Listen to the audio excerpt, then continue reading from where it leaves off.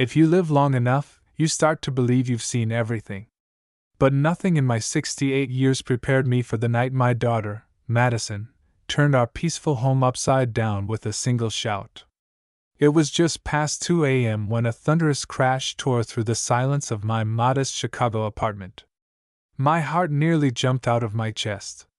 I jolted awake, pajama shirt bunched at my neck, eyes straining to make sense of the shadows. "Dad! Look what you've done! You made me fall!" Madison's voice ricocheted down the hallway, sharp and wild with accusation. I rolled out of bed, bare feet smacking the cold tile, mind already racing. What mess could she possibly be talking about? I'm a retired engineer. Order is second nature to me. The living room came into focus, bathed in the eerie blue light from the TV Madison must have left on. There she was, sprawled dramatically beside the coffee table, clutching her left leg, tears on her cheeks. Her face twisted in pain, but something in her performance seemed a little too polished. I scanned the room. Nothing out of place. Remote on the table, my reading glasses perfectly lined up next to the lamp, even her favorite mug was right where she'd left it. "Don't touch me! You always ruin everything! Now I can't get up!" She thrashed her leg as if it were broken in 3 places. "Let me see your leg, Mads," I said, kneeling down despite the protest of my aging knees. "Can you wiggle your toes?" She moaned, pushing my hands away. "Everything hurts. You always leave stuff everywhere. That's why I fell." But the path to the kitchen was clear, just like it had been since we moved to this place. "There's nothing on the floor, sweetheart. Not even a sock." Her voice went shrill. "Are you calling me a liar?"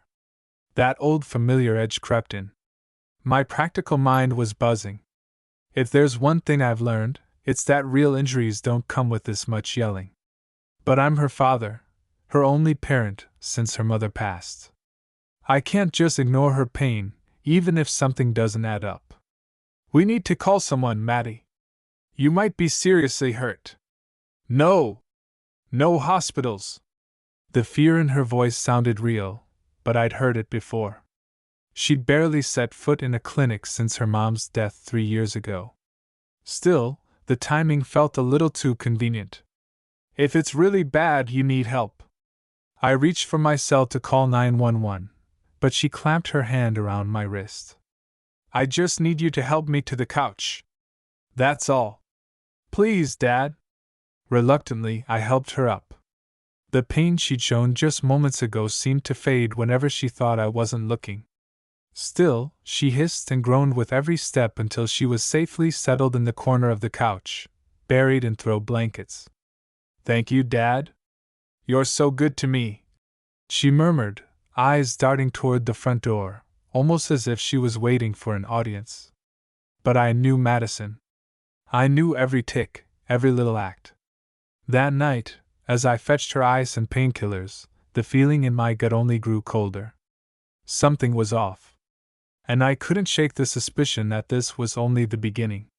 The sun had barely risen over the gray Chicago skyline when Madison's performance picked up right where it left off. If you've ever had a day where every hour stretches into a lifetime, you'll know how I felt that morning. I made coffee, hoping the routine would calm my nerves. No such luck. "Dad, can you bring me some toast? Maybe orange juice? Not the pulpy kind, the one I bought last week," she called from the couch before I'd even sat down. I brought her breakfast on a tray, but suddenly the toast was too dark, and the juice was all wrong. I made another batch. I'd been an engineer 40 years, solving problems big and small. But nothing in my career prepared me for a daughter who changed her needs every 5 minutes. By 10 a.m., I'd fetched oatmeal, switched the TV channel a dozen times, and fluffed the couch pillows so many times I lost count.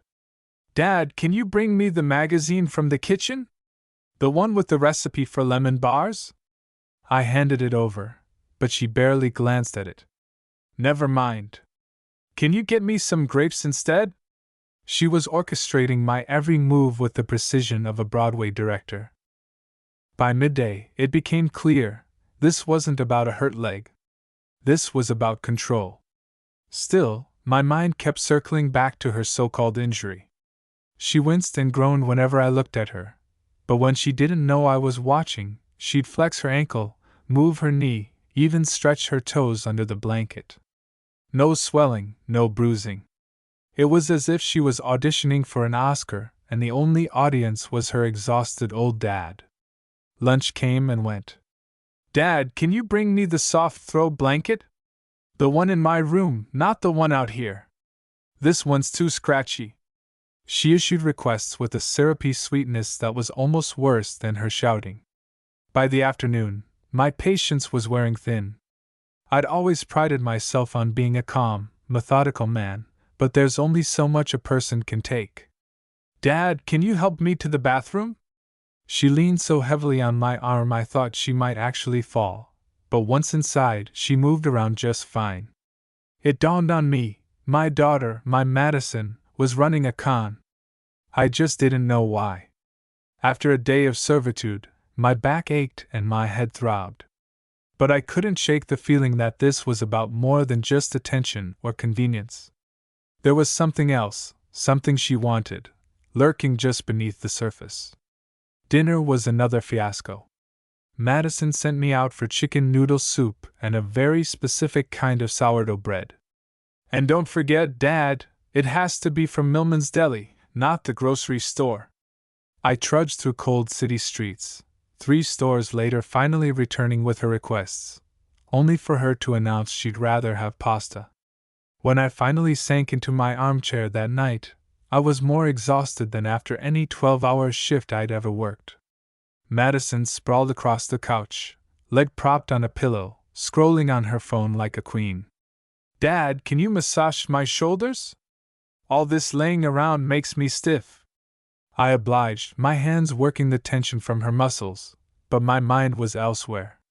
I was cataloging every inconsistency, every fake wince, every unnecessary request. I'd watched con men on job sites, seen them work their marks with practiced skill. I never expected my own daughter would use those same tricks against me. That night, as I lay in bed, the streetlights flickering across my ceiling, I made a decision. I wasn't going to be played for a fool any longer. Tomorrow, I'd call her bluff. Madison didn't know it yet, but her little act was about to come crashing down. And as the city hung below my window, I wondered what would push a daughter to treat her only family like a servant. Money? Desperation? Or was it something darker? Either way, by this time tomorrow, I planned to have answers. I woke up sore, tired, and more determined than ever. 3 days of playing nurse had given me all the evidence I needed. Madison might have thought her act was airtight, but there were cracks wide enough to drive a truck through. The day started like the others. "Dad, I need help getting to the bathroom." I supported her as she limped down the hallway. But as soon as she thought I wasn't looking, she barely leaned on me at all. By the time she came out, I had a plan.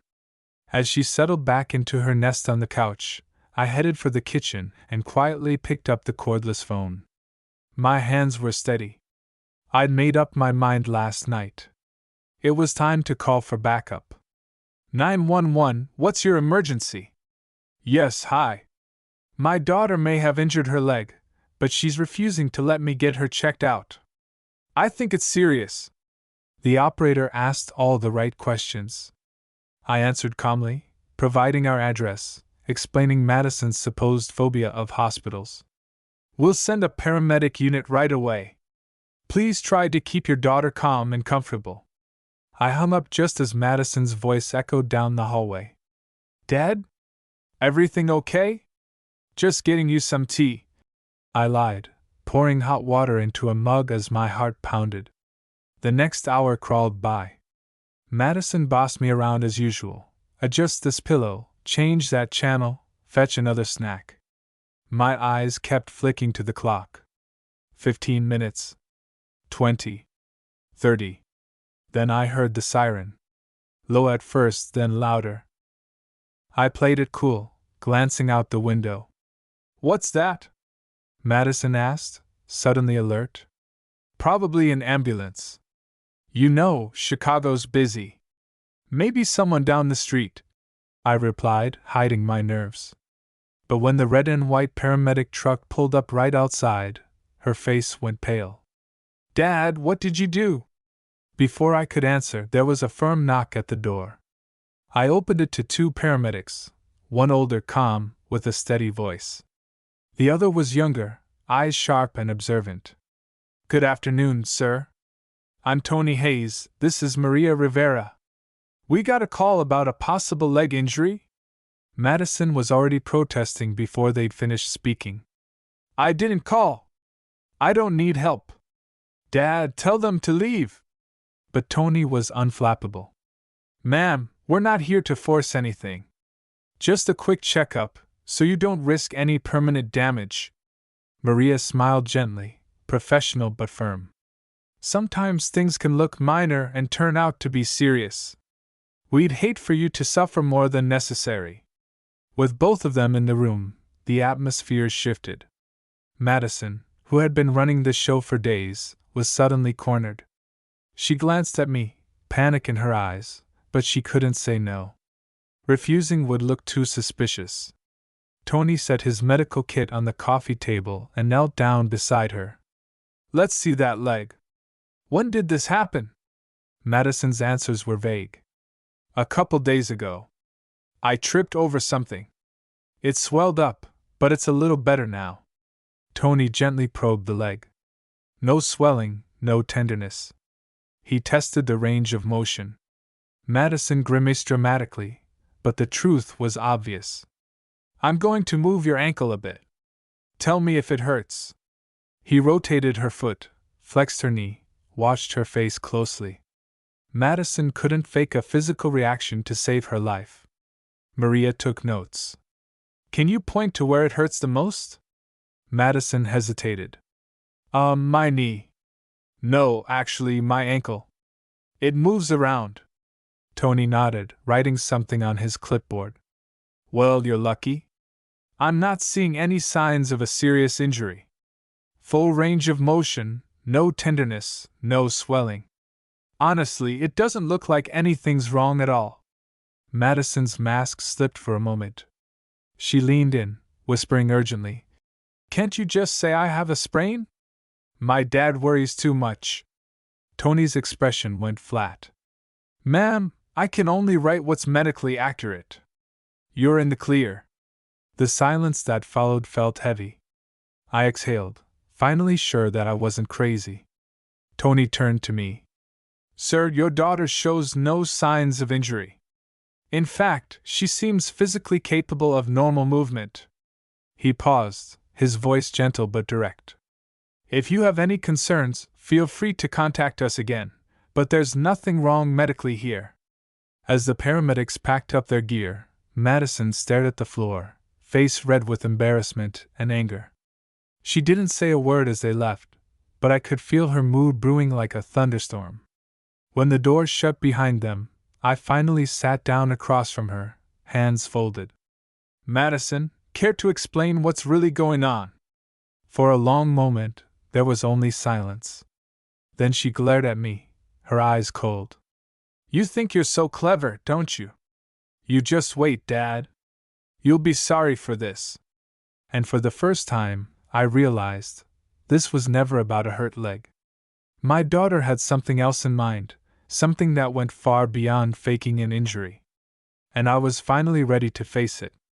That evening, our apartment was as silent as a church after midnight. The clock ticked on the wall, the city outside moved on, but inside, everything had shifted. I could tell Madison was furious, her injury exposed, her plans foiled.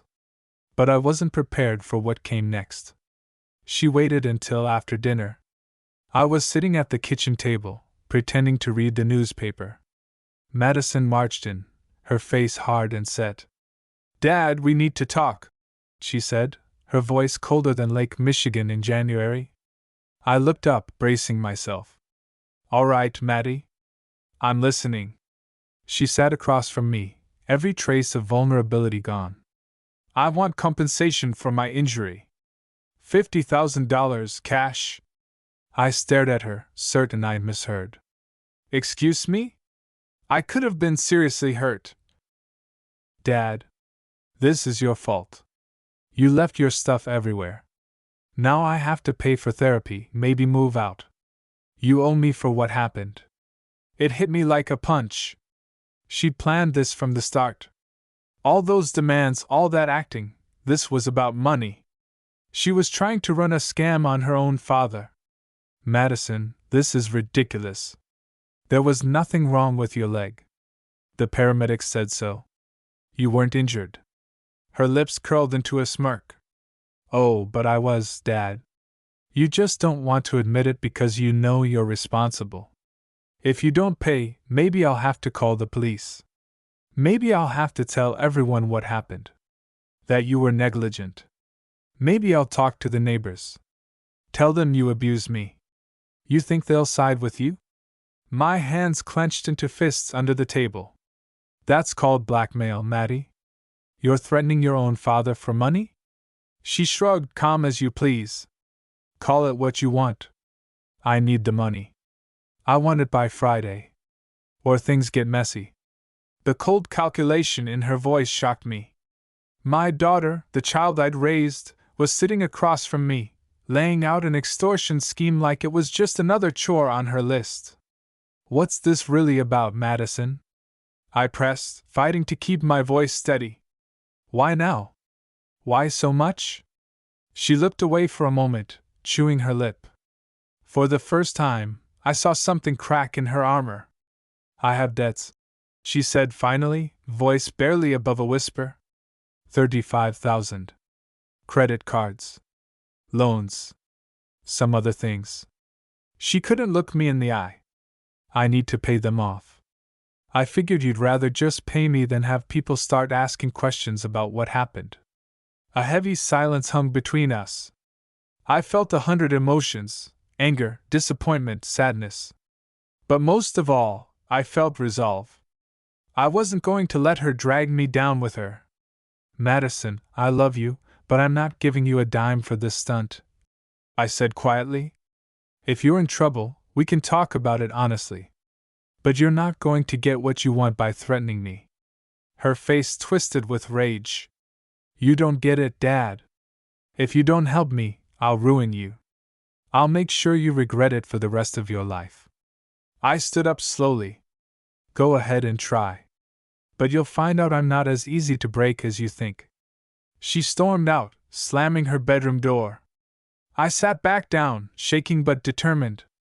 For years I'd bailed Madison out, paid her bills, fixed her problems, let her stay with me when things got rough. But this was different. This was manipulation. This was a line I wouldn't let her cross. That night, as I lay in bed, I realized the battle wasn't over. If anything, it had just begun. Madison's debts, her desperation, they'd driven her to do something I never thought possible. But I wasn't helpless, and I wasn't alone. I started making notes, plans, just like I used to do when faced with an impossible problem at work.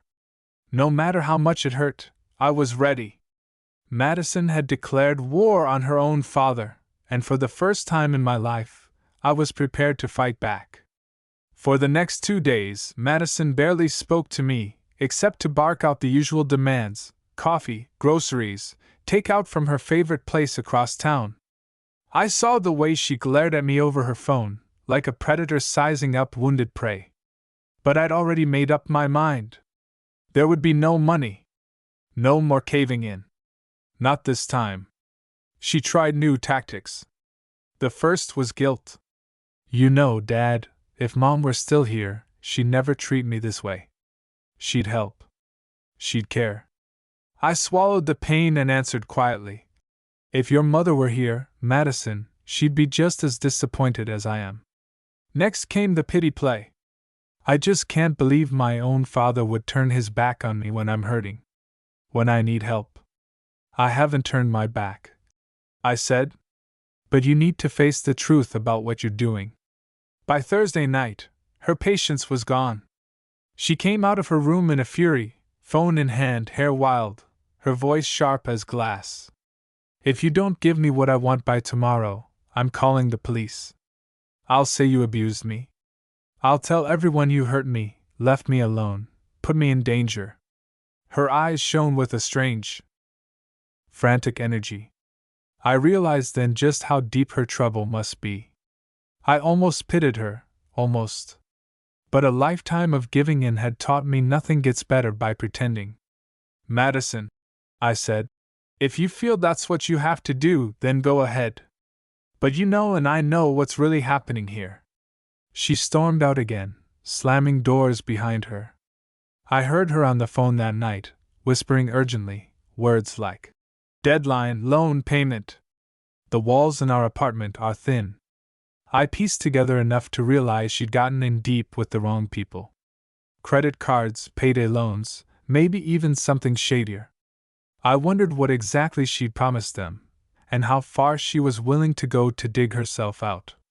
Friday arrived, cold and windy. Madison emerged from her room dressed, hair done, acting like nothing was wrong.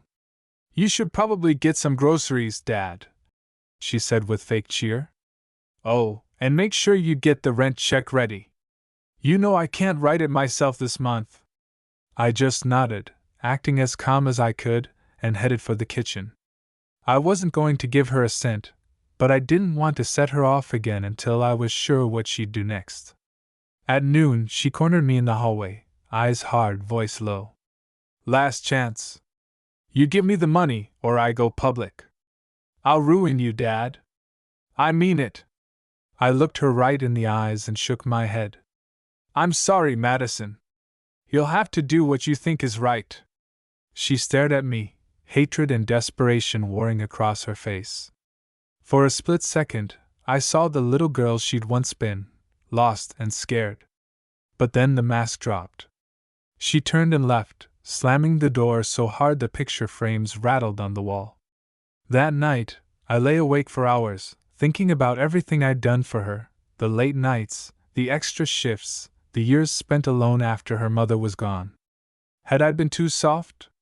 Had I enabled her, taught her the wrong lessons about life, responsibility, love? The questions burned, but the answer was the same. This was her choice. And now she'd have to live with it. Around 3 a.m., I heard the front door creak open. I slipped quietly into the hall. Madison was there, duffel bag over her shoulder, phone pressed to her ear. Yeah, I'll be there soon. I just need the cash first. No, don't worry, he won't fight me. He's just an old man, she whispered. Her voice was icy, all business. She didn't notice me standing there until she turned to leave.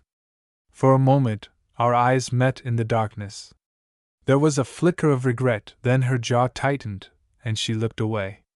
Goodbye, Madison, I said softly. She hesitated, but didn't answer. The door closed behind her, and for the first time in months, the apartment was silent. I sat down at the kitchen table and stared at the empty chair across from me. For all the pain, I felt something like relief. I hadn't given in. I hadn't allowed myself to be blackmailed by my own child. But I knew this wasn't the end. Madison was out there, desperate, alone, and still looking for someone to blame for her mistakes. The real test of a father, I realized, isn't just how much you can give. Sometimes it's how much you're willing to let your child struggle, so they can finally learn to stand on their own. The morning after Madison left was eerily quiet. Sunlight crept through the kitchen window, illuminating dust motes swirling in the air. For the first time in years, I ate breakfast alone, the silence pressing in on me from all sides. I missed her. Despite everything, she was still my daughter. But I knew I'd done what needed to be done. The day passed slowly. I went for a walk around the neighborhood, stopping to chat with Mrs. Jenkins from next door and old Mr. Harper down the block. Where's your girl? They both asked, and I smiled and gave the same answer. She's figuring things out. She'll be all right. Maybe I was trying to convince myself as much as them. By evening, I started to feel a little hope. Maybe, I thought, this would be the wake-up call Madison needed. Maybe she'd realize there were better ways to solve her problems than by threats and lies. Maybe she'd call me, apologize, ask for help the honest way. But just before midnight my phone buzzed. It was an unfamiliar number. When I answered, a gruff voice greeted me. "Is this Mr. Walker?" "Yes, this is he. This is Detective Reynolds, Chicago PD.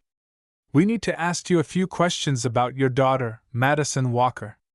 My heart sank. "What's happened?" "She's here at the station. There was a disturbance at a pawn shop on Ashland. She tried to sell some electronics, got into an argument with the clerk. He called the police.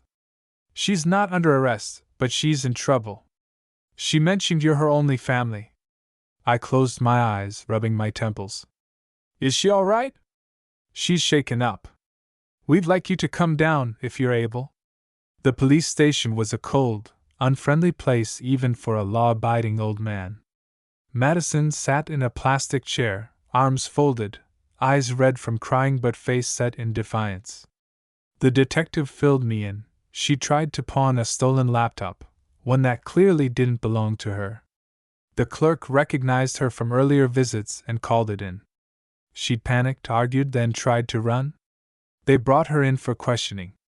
When Detective Reynolds stepped away, Madison glared at me. "I suppose you're happy now. Look where your tough love got me." I sighed. "Madison, you made these choices. You can't blame me for everything that's happened." Her anger faded, replaced by exhaustion. "I didn't know what else to do.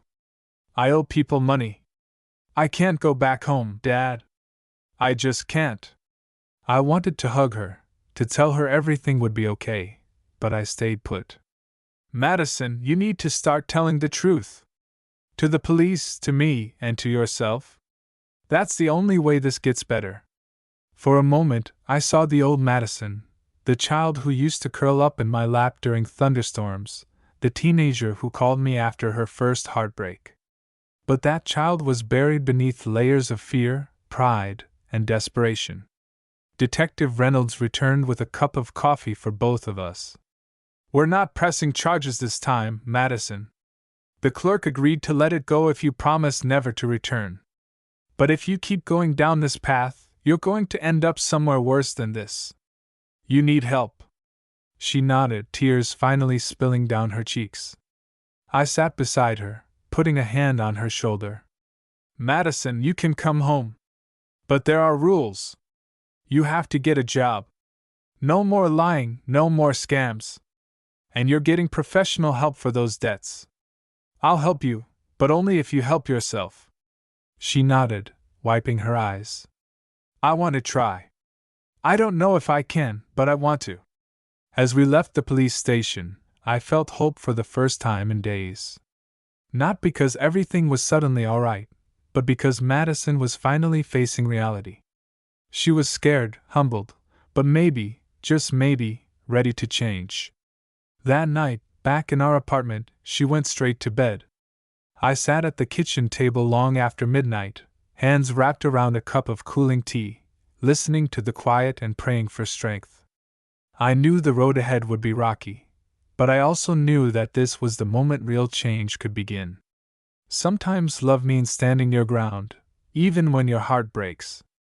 And sometimes, it's the only thing that can save the person you love most. The days that followed were not easy.